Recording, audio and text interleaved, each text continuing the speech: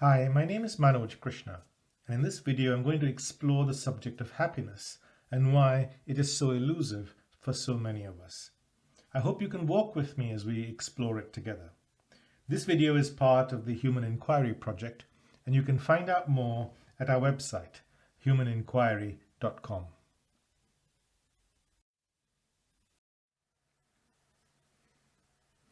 Consider me as a tour guide as we explore the subject of happiness. Rather than going on a tour of Rome, for example, we're going to explore our inner landscape, which is the same in all of us and usually hidden from our awareness. As I point things out, you can check for yourself whether it's true or not. We think we are unique because we have unique memories, but our minds function in similar ways, so we can explore it together. For example, though you and I may desire different things, the feeling of desire and the mechanism behind it is the same, so we can look at it together. Everyone is capable of this understanding, and all we need to do is look within. The book I've written, Understanding Me, Understanding You, is just a mirror in which it is possible to understand yourself clearly. You could regard it as a roadmap to explore an inner landscape that is common to all human beings. It explores the many ways our minds work behind the screen of our awareness and is not based on any belief system or philosophy. You can see that happiness is just one of the 26 subjects explored in the book.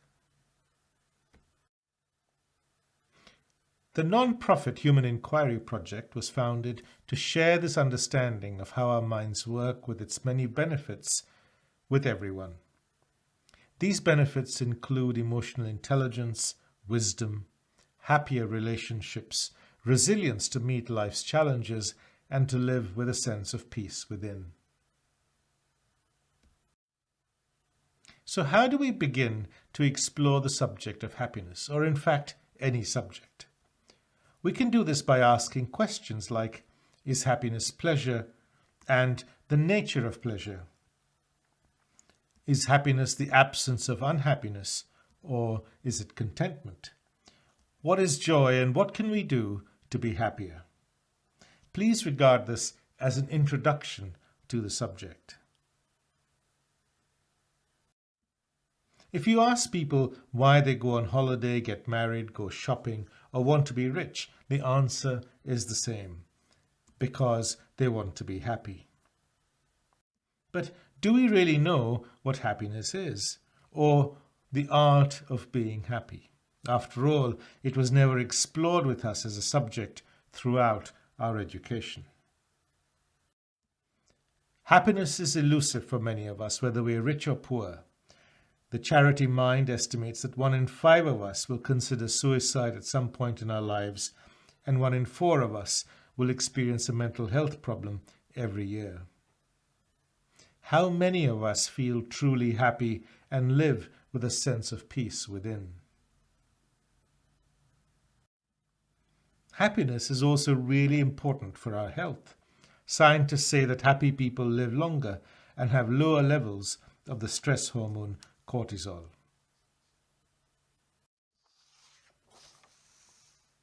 So how do we begin to explore this subject? I think we need a sense of curiosity like children have. This inquiry may challenge some of our existing ideas, and that can create a subconscious resistance or fear which blocks any further inquiry. So we need to become aware of it, put it to one side, and keep going. Just as we watch a bird fly across the sky, just watching it, we can watch our thoughts and feelings and then explore what lies behind them. It is important that we accept what we find when we look at ourselves without labeling it as right or wrong, because that blocks further inquiry. This is a really important point to take on board. So what is happiness? Is it pleasure, which we are all familiar with? We notice it as a pleasant sensation or feeling, and it makes us feel good. It's associated with the release of dopamine, which is a neurotransmitter linked to reward and pleasure centers in the brain. Pleasure is linked to thinking, which is why it's absent in our deep sleep. Here is a list of some of the things that bring us pleasure and make us happy. I'm sure you can add to this list. On the left are things we do in the world outside that bring us pleasure. They're all initiated by our thinking. These include shopping, holidays, entertainment, alcohol, food, and so on. Money can buy most of the items on this list. Perhaps that is why it has become so important in our lives when we assume that the more money we have, the happier we will be, because money can buy pleasure. We also enjoy going over old memories of pleasure and so love talking about the past. Our ego is a source of pleasure in many ways, when we feel important, are praised or recognized. Our desires and the anticipation of pleasure they bring also make us happy. Planning a wedding, for example. We feel happy when someone says, "I love you." Any position of authority or power also brings pleasure, whether in a relationship or if you run a country. And perhaps that is why there's always such a mad scramble for power in the world. Remember, we're just exploring the facts here, and nothing is right or wrong, or good or bad. Given that pleasure is such a source of happiness for us, let us look under the bonnet and explore the nature of pleasure itself. Remember, this is common to all human beings. The first thing we notice is that pleasure is fleeting. The pleasant sensation rises and then dies. It doesn't last. The elation soon fades. Whatever the source of pleasure, it ends. When it is gone, we are left feeling in a vacuum, like an empty feeling. We then want to repeat it, but when we do, it doesn't give us the same kick as before, so we need more stimulation or a different source of pleasure to get the same feeling of elation. We all develop our own patterns of pleasure, which we repeatedly go back to, whether it's alcohol, shopping, or holidays, and are disappointed when they don't make us feel as good as they once did. The promise of pleasure makes us lose our ability to think clearly, and we may do things we later regret, like taking drugs, for example. Too much stimulation can make the mind dull. This is fairly obvious when you see someone addicted to alcohol or drugs, but also if you surf the internet or play video games all day, for example.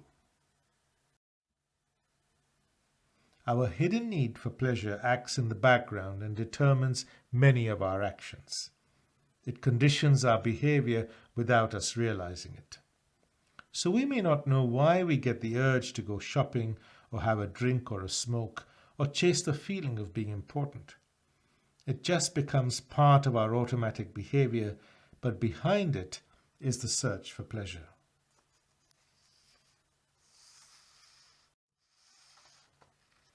Does the pursuit of pleasure also have the potential to make us unhappy? This is a really important question. If we look at this list again, we can see that shopping, holidays, and eating out have the possibility of landing us in debt, or if we can't afford them, to make us unhappy. We want to fall in love and be with someone in a close relationship, but these relationships can also make us unhappy because we do not understand ourselves or the other person deeply. We know the addiction that social media and the internet can cause, and it has become a global problem. For every memory that makes us happy is a sad one that can bring pain.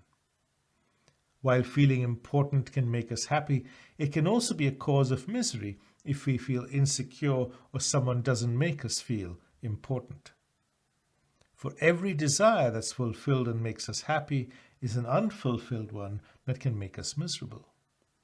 The search for power brings with it its own miseries. Please do not conclude that pleasure is good or bad. We're just exploring the facts here, that's all. What we can see, however, that the pursuit of pleasure has the potential to bring pain. Exploring this fact brings a new intelligence, which then acts to do the right thing in the moment that we're in.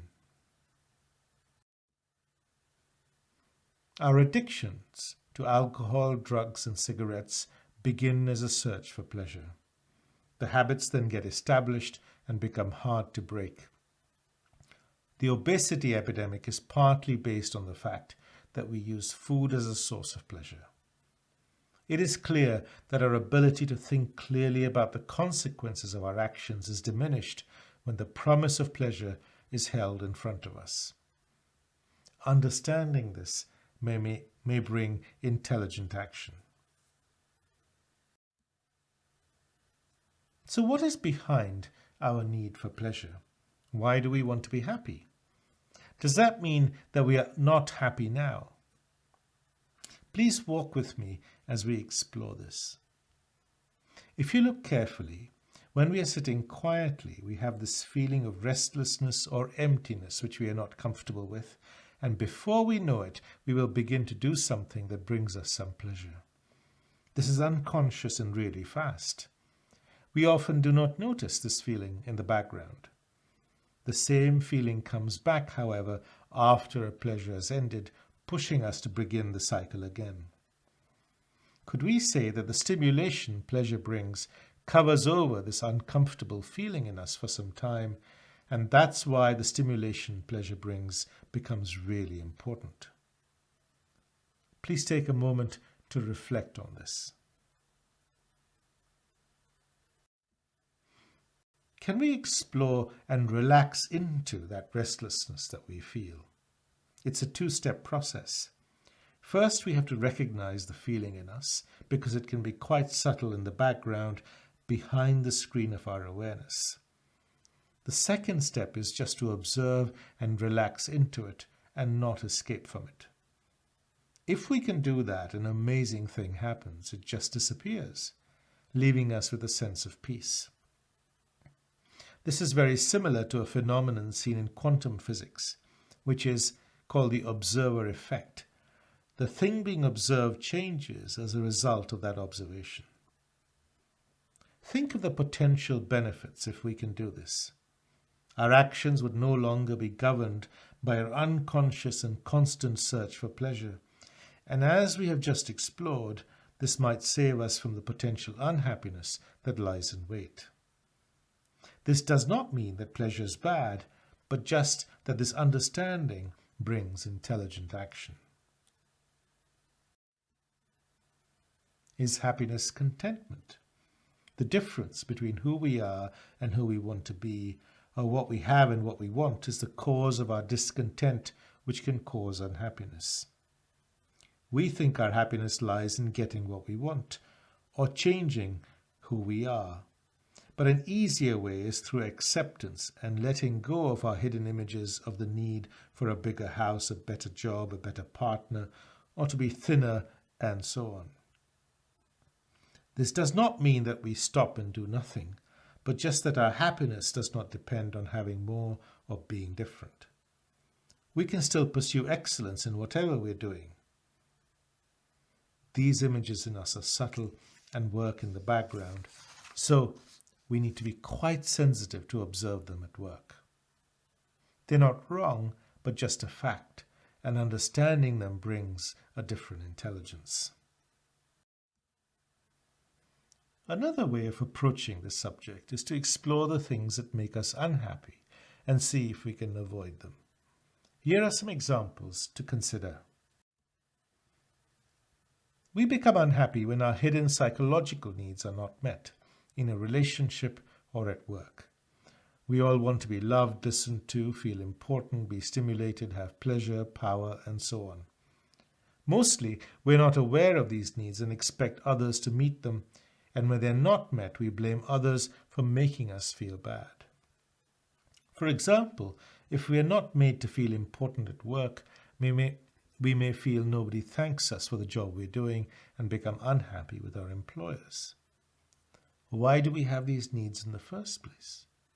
And can we take responsibility for them? We become unhappy when we experience conflict in a relationship, with each of us seeing the same situation differently and wanting the other person to change or agree with us. We are not aware that we are both attached to a particular narrative or point of view, which comes from our conditioning, and the underlying process in both of us is exactly the same.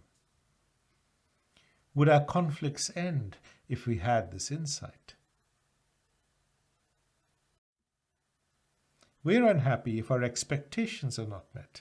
For example, if my son doesn't call to wish me on my birthday, I automatically blame him for making me feel bad. But it was my expectation that gave rise to the stress in the first place. So perhaps I need to take responsibility for it and explore what lies behind it. From the day we are born, we are groomed by our parents and our education to be successful. Nobody prepares us, though, to meet failure, and when it arrives, it's quite a shock. For example, if you fail an exam. The thought of failure can also make us really anxious. Perhaps we need to prepare to accept failure and its consequences and just realize it's a part of life, like falling off a bicycle. And when it happens, pick ourselves up and go again. If we can do this, all the stress associated with failure would just disappear. What is going on when we worry? We may worry about money, our children, losing our good looks, our jobs, what others think of us, and so on. It's like being in a movie theater. We see all these scary images projected onto the screen in front of us and believe them to be real and get frightened. We do not see that they are a product of our thinking, which tends to focus on the negative, and that imaginary problems have no solution and rarely come to pass. We can't stop worrying if we wanted to, but understanding the whole mechanism behind it may lead to its dissolution. Comparison is a natural function of the mind we all share. We constantly compare what we see with what is in our memory. It's essential for life, otherwise we would not be able to recognize each other. But it can also cause jealousy if others have more than us. Or we can read celebrity magazines and want to be like others, as thin as them or wear the same clothes and so on. It may also condition us to believe that happiness lies in being better than others, and that can set us up for a lifetime of misery because there will always be people who are better than us. All this happens subconsciously and automatically. If we can wake up to this process, a new intelligence comes into being and we can still keep walking, but just avoid the potholes that we see clearly now. What is joy? I use that term separately to happiness to mean situations where we stumble on something that is just utterly delightful, like this tree filled with the spring sunshine, or the smile of a child, or a hug from a friend, or the smell of fresh coffee. It is not linked to thinking, it leaves no residue in that we don't necessarily want to repeat it, and is based on being in the present. We need sensitivity to notice the many joys that life presents to us on a daily basis. So what can we do to be happier? Well, we can begin by asking this question and exploring the subject of happiness for ourselves. That understanding brings about a new intelligence which brings change without effort. So besides this, what else can we do? How do you see the world? Do you see this glass as half empty or half full? We need a positive attitude to see the best in people and situations. Our tendency, which is the way the mind functions, is to see the negative side of things. So we have to consciously ask if there is another way of seeing the same situation, a more generous way of looking at people and life. It's a great recipe for happiness. Holding a grudge is the best way to be unhappy, and we need compassion to forgive people for the hurts that we have felt. Firstly, it's important to ask why we got hurt in the first place. And if the cause of that hurt lies within us, maybe an unmet expectation, for example. For me, forgiveness comes because I see that others are the same as me, acting from their particular conditioning just as I do, and they're not aware of it. Forgiveness is something I do for my own peace of mind. Forgetting and not getting hurt in the first place is better because then there's nothing to forgive. On the left is all the things I am grateful for. These include my health, my children, sunshine, hot showers, a warm bed, friends, and the love in my life. You will have your own list. Being grateful doesn't come to us naturally, so we have to consciously remind ourselves to be grateful. As I said before, our mind has a tendency to take for granted what it already has and focus instead on what it doesn't, which again is a sure recipe for unhappiness. Life is uncertain and always changing. That's a fact. We just need to prepare for it and accept it when it does change.